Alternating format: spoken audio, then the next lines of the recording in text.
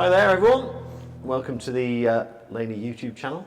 I'm here on tour at the wonderful Guitar Sanctuary here in McKinney, Texas with the amazing Mr. Andy Timmons. Hello. I'm actually just stay on stage here. As you may have noticed, anytime that somebody plays at the Guitar Sanctuary, which is some of the greatest guitar players in the world, I live 10 minutes from here, so I'm always inviting myself to come play. So I just stay here now.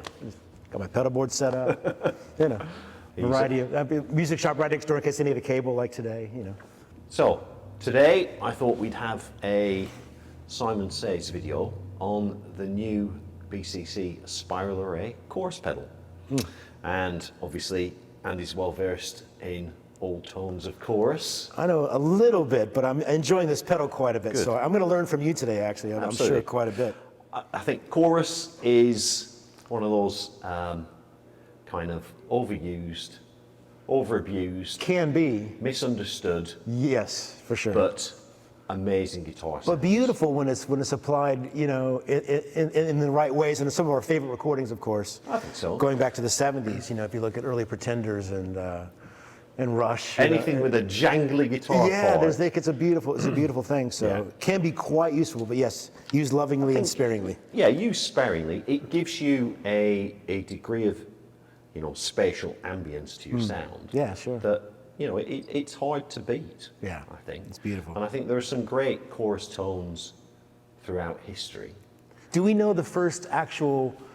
I mean, obviously there was what the Beatles and Hendrix started doing with varying tape speeds. Correct. Which is, I'm assuming, this is kind of what we're replicating. It's kind of here. a similar thing. I mean, Yeah. The reason it's called flanging is because there was an engineer who accidentally touched the flange of an open tape reel. Yeah. And when they listened back to the recording, it moved in and out of phase, and it was like, oh, what was that? Exactly. So I think chorus wasn't a guitar effect. Right. It was a keyboard effect. Oh, really? Really, Okay. for keyboard players. Oh, okay. So I think, if you go back to certainly the early 70s,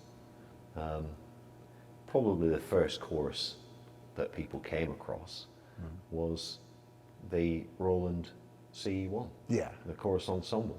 I never had one, but it looked very heavy. They were Like it was very made heavy. of concrete or something. Yeah, very heavy, very big, very noisy, but they just had this I don't know, this little bit of a sound to them. Oh, for that sure. It was, they were thick, kind of chewy, just lovely sounds. I think going back to the Spiral Array, obviously one of the things that we wanted to do when we produced the pedal was to pay homage to the whole, genre of chorus. Right. So I think in the same way that the BCC pedals house more than one sound, the Spiral Array does the same thing. 3 different options. An analog option, which was based on the CE1. the CE1. Yeah. So think 1976. Think Roland JC120s. Yeah, of course. Think 12-string guitars. Oh, Think yeah. lots of jangly guitar sounds. Yeah. Again, very thick, very chewy, very very lush. Yeah. Jump ahead into a digital age. Right. Second setting on the Spiral Array is based off a Roland Dimension D, 1979. Oh wow. Okay. So I don't think I've ever played through one of those. No, I think from a sonic point of view, not as thick, not as lush. Yeah. 2 courses, 180 degrees out of phase. Oh really? Okay. Thinner, more watery. Okay. Think Alex Lifeson, Grace Under Pressure. Okay. Yeah. Think about just a lovely, watery, washy chorus. Gotcha. Think Flesh for Fantasy, Steve Stevens, Wow. Okay. because that again was a Dimension D. Interesting. Okay. And then the third mode on the Spiral Arrays, based off a kind of a very famous sound. You're well versed in it, guys. Tim Pierce, Mike Landau. That came out of LA in the mid to late 80s, which was affectionately known as schmo. Schmo. Okay. Is that the tri-chorus kind of thing? Yeah. So Okay. basically, it's 3 pieces of gear. Wow. A compressor. Yeah. Some form of delay or reverb. Yeah. And then this magic piece of gear. But after the other time-based effects, called after the the reverb. Diatronics Tri-Stereo Chorus. Oh, the tri-stereo. Okay, great. And that was the thing. 3 stereo choruses, as if one chorus isn't enough, you can have 6. Yeah. 3 stereo choruses, Sure. a stereo left, stereo right, and a stereo center. So and is it it- has a really kind of strong tonal character, very, very recognizable. A lot of the guys took those 3 pieces of gear direct into the board.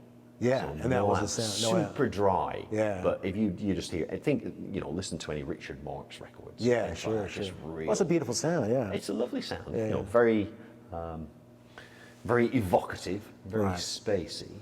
Were the 3 choruses just like different, like millisecond settings to get were- different spaces? Yeah, Is that they were basically- you would have them set slightly differently and obviously panned slightly differently. There was always this thing, there was a magic button that you pressed which gave you, kind of the ultimate chorus setting. Okay, of those 3 stereo choruses. So you could put manually together. do it or have their setting of like, okay, nice try, but here's the best. Yeah, this is what we recommend All right, good, as good, the good. owners. Yeah. But again, chorus, not only just for guitar. Yeah, sure. Vocals sound amazing with chorus. Yeah. Bass drums sound amazing with chorus. Yeah. But I think there are some classic sounds Right. that are based on chorus. Yeah. And think Andy Summers. Oh, for sure. That All was the that place was a that- flanger, but Yeah. similar sort of chorus. What was he using back in the? Was it- An Electric Mistress. oh, really? Okay. Yeah, set very lightly. Okay. But yeah, think anything Rush. Yeah, for sure. Yeah.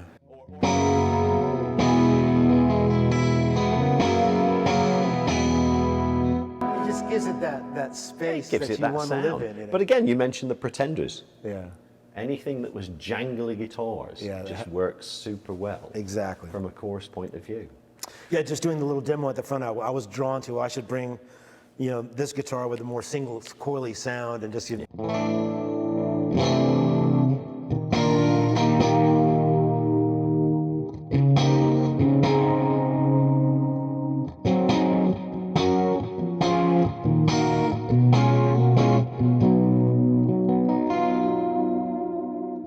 Just gives it that space, that just makes the It's chorus just very sing. pleasing. It is. It's yeah. just very pleasing, and it's a sound we're used to hearing.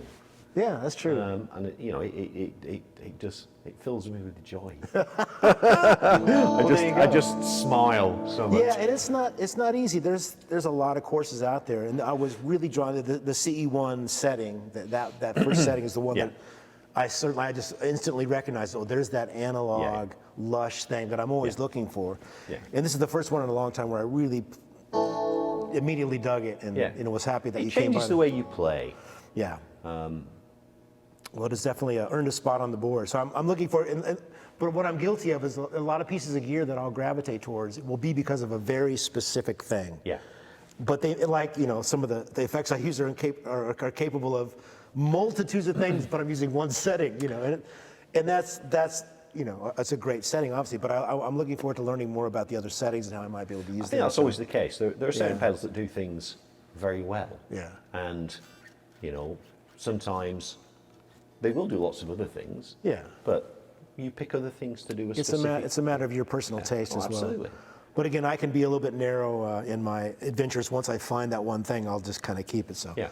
That being said, let's if you want to dig in and. Yeah, we'll have a look. I mean, at the moment, we've got it now set on the analog mode. Yes. So again, as we've talked about, very thick. Yeah. You can have it. You've got it set very tastefully, I hasten to add. Well, which is very nice. Yeah, it's just But kinda- you can be as you can be as overboard as you want on it, and it will still sound musical. Yeah. Well, I would love for you to go through and mess with my setting Well, there. Just just if so we people look have at an this idea. now, at the moment you've got 3 different sets of controls. 4 sets in 3 different modes. Okay. I'll You turn off have- my delay by. So you have a range control, you have a depth control, Yeah. you have a mix control, and then you have a tone control.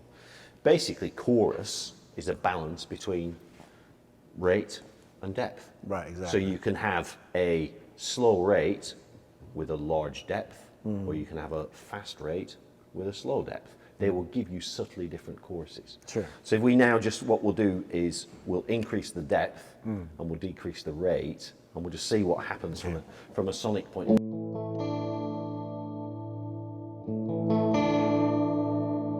Immediately here now, it's got a little bit It's a more bit queasy. warbly. It's a bit Yeah. queasy. I don't feel so good. What we'll do now is we'll just turn the depth down, just turn the rate down.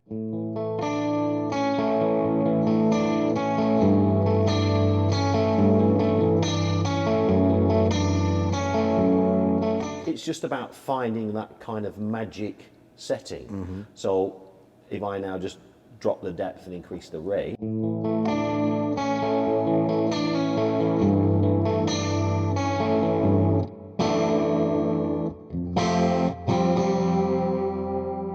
actually go past it, Yeah. and then you'll come back to it and you'll go, There's the spot.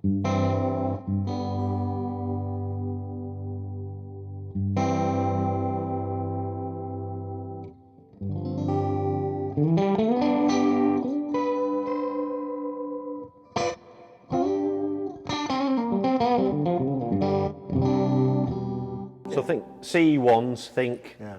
same course circuit as a Roland JC120. Right, okay. Think early Rush records. Think early Queen records. Okay, yeah. You know, so a Vox AC30 top boost, run hard, with a range master in front of it and a CE1. Yeah.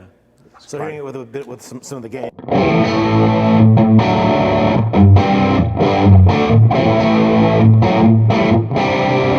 It's a bit wider than I would normally gravitate towards there, but yeah. But yeah, it's when you hear it, Yeah. and you listen back to the recordings, then it's Right. oh yeah, Yeah. you know, you can hear it there. So if we now jump forward Yeah. 3 years, so we're in 1976. Yeah, yeah. Now we're going to 1979. Okay. So we're in Dimension D mode.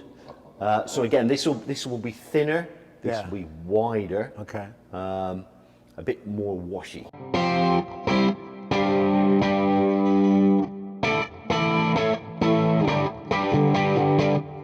I like that too, actually. That's really nice. And then we move to the pièce de résistance, Uh-oh. which is mode 3, Okay.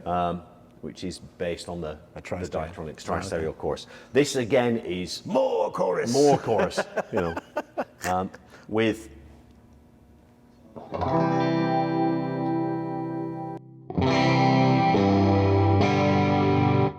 Wow.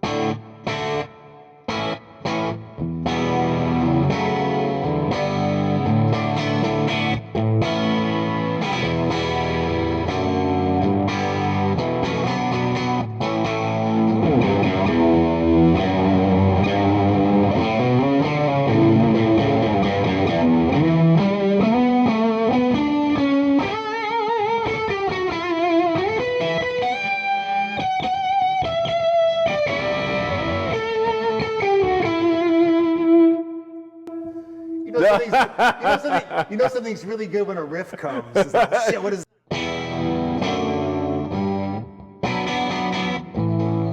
coming soon to a MP3 near you? I don't know. That's beautiful, man. But you switch the gain in then, and I think that's one of the other things we've talked about: relatively clean guitars and jangly guitars. Yeah. Well, that was kind of nice. Dialed back to 1987, Yeah. White Snake album, Oh, and wow. literally you have distorted guitar tone awash Yeah, with right. Diatronics If tri-stereo. I knew any White Snake, Yeah, I thought, yeah.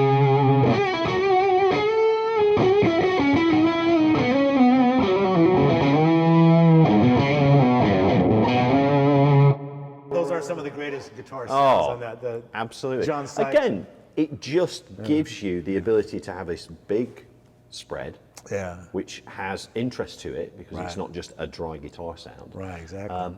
Again, got to be used subtly and delicately, otherwise it will become, you know, a bit too overpowering. Exactly. And that's why, you know, chorus does have a bad rep for being Yeah. overused and abused. But Yeah. nowadays, it's coming back into more and more guitar people's, more and more people's guitar tones. Sure, and it's sure. appearing on boards and all that sort of thing. And people Well, starting to think, it definitely earned a space here just because it really organic sounding, especially in that analog-y kind of mode that I'm drawn to so much. But man, the other two settings that we came up with and the other two settings I like a lot. yeah. Like I say, it's just, instantly it's horses inspires for you. courses. It's the ability to use things in different ways. Yeah, sure. To ultimately, these are